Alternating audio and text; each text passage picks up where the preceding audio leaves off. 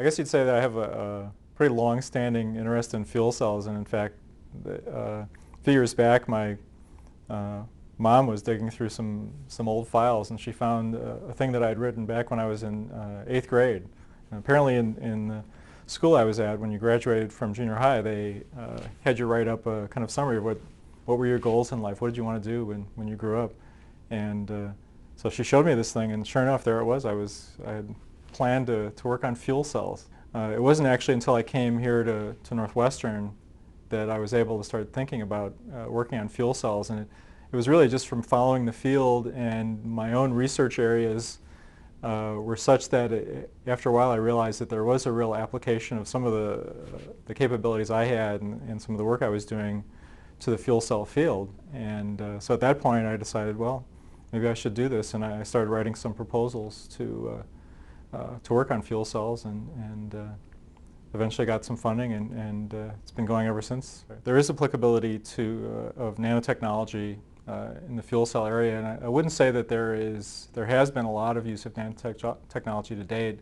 However, I think nanotechnology may be one of the things that helps fuel cells get over the hump into becoming a really viable commercial technology that's in widespread use. What's going on in a fuel cell, if you can imagine this device, which is it's sort of a membrane, and on either side of the membrane you're bringing in fuel on one side and you're bringing in air, or basically oxygen, on the other side. And what happens in operation is that, at least in the types of fuel cells we work on, is that oxygen will actually go into the membrane on one side, and it will receive an electron, and then it will diffuse across the other side of the membrane where it reacts with a fuel.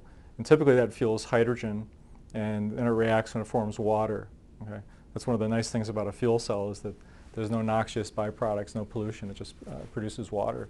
So one idea of nanotechnology is to, rather than just having a membrane composed of bulk materials with large sized particles, if you make it from nanoparticles, those have extremely high surface area. And so you could have a huge amount of area in which these reactions could occur. Again, that could increase the rate of the reaction, and hence you get that much more power out of your fuel cell. And in the end, that's going to make it a more viable device for commercialization.